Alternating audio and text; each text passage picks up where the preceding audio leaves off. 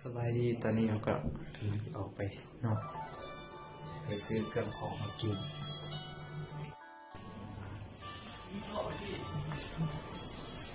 บูมอย่างเลยแบบนี้เนี่ยยังแต่อันนี้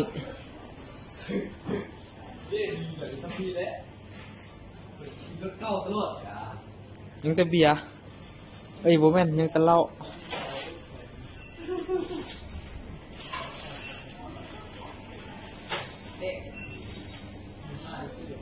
ซ่องกุจีนมองอย่างเลย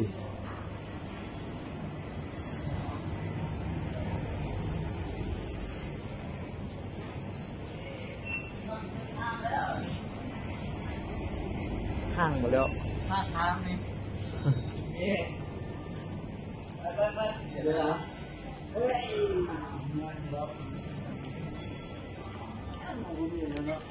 ผ่านคุยแม่เห็นป่ะรู้สึกเลยเขารู้สึกแก่แม่งานนี้มีมานี้ผมเมียเครื่องขอยันดูแล้วขอจิ้มแบบว่าแห้งบ่มีอย่างเลย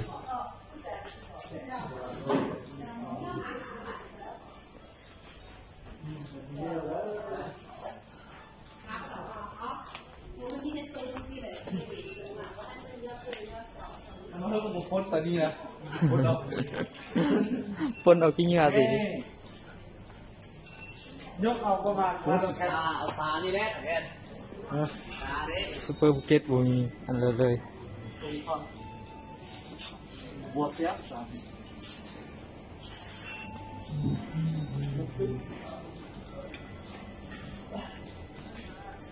ไปนอกกันดิ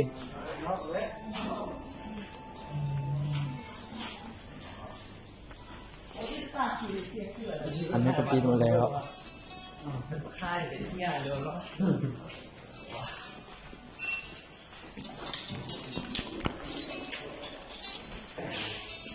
ปกติมันน่าจะปิดดีตู้นึงซ่อมเรือเจน้อยพดเราขอกินเพื่อนนึงได้กิน2 ถุงไปทางนี้เอาคูเปอร์อันนี้ก็ได้ทางเลยก็ได้คูเปอร์อยู่ใช่ก็ดีคนนี้เนาะ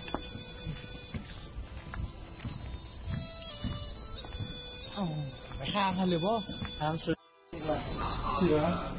เรือทั่วไปมีลายเขาเรียกว่าเสืออะไรเสือลายโอ้ยลูกหมา糖炒栗子，糖炒栗子，新栗子上市了。เสือลาย糖炒栗子，糖炒栗子，栗子上市了。ไม่เห็นน้องเห็นได้บุมีมีดแน่นอนบุมีบุมีข้าวจี้เนาะจี้ได้นี่วัดกระหอกจะไปหลักหอกซื้อไข่กับต้มครับไปจุดต้มยาปั้นกระบุกเข้าต้มไข่เรียบร้อย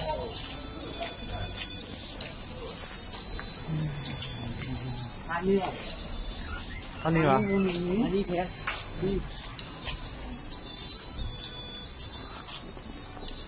อันนี้เว้ย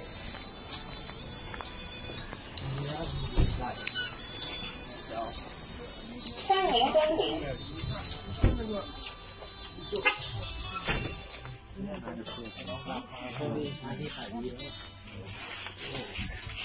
เลี้ยงแมวปลาเลี้ยงนี่ปลาเสือเลยเจ้าว่าบ่มีขนมใส่แห้งเจียว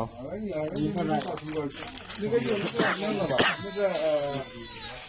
超速波起，60多钱了。没有便宜的。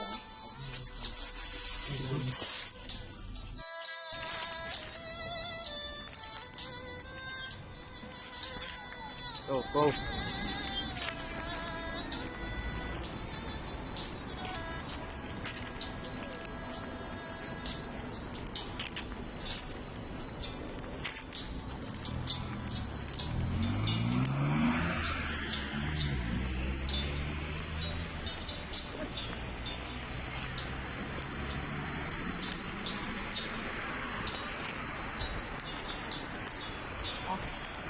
ว้ามันก็เป็นนาวนี่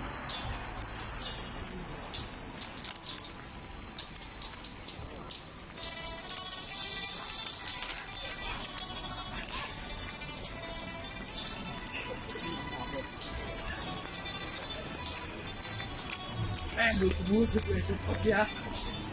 ตัดมือ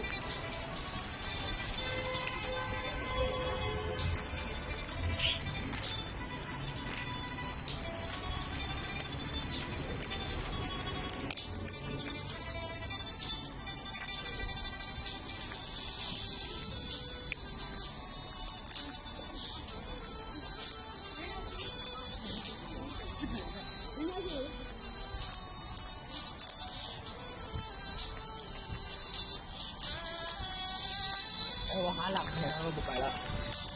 ไปก็ไป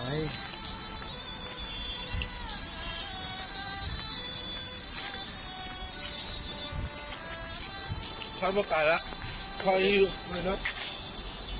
ปีนี่เลยข้าวโลดีข้าวแพงเลยร้อย มันตกแล้วก็ได้กิน งานทองมันทับเอาดีกว่าเขาคิดว่าจะสร้างอันนั้นน่ะข้าวเฮ็ดนั้นน่ะแล้วปิ่งไข่แล้วจับไปแล้วบีบนี้มันนะใครมันนะอ้าไปเองอ่ะนั่นเบ้ยอันนั้น มันทำสมัยแล้ว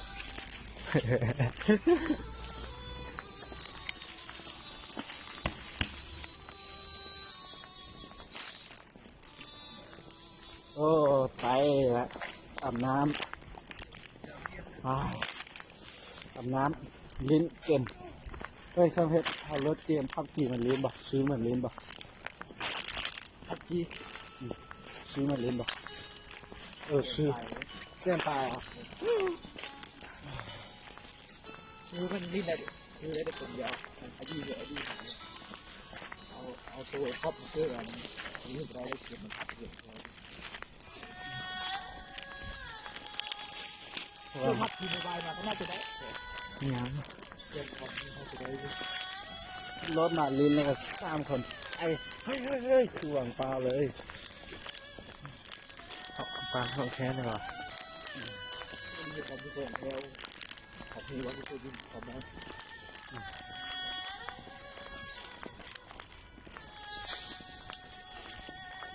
เราซับของฟังมันบดีแล้วแบบลิ้นยาก โซ่ลิ้นเกมมาเชื่อมต่อกับลิ้นเดี๋ยวได้ที่เขาค่อยขี่โซ่บึ้งลองบึ้งรถเกมปั่นเดี๋ยวนี้นะทีเดี๋ยวนี้นะมาแบบจนไข่นะไปขับลองไป ตีม่วง อีกครั้งนึง สิ่งที่เราซื้อก็มีเป็นพวกมีแล้วก็ขนมประมาณนี้ก็เพื่อผู้ได้ซื้อนะก็ถืออยู่ประมาณ20 ไปอยู่กับ30 จนแบบเงินราคา40-50 พันเลย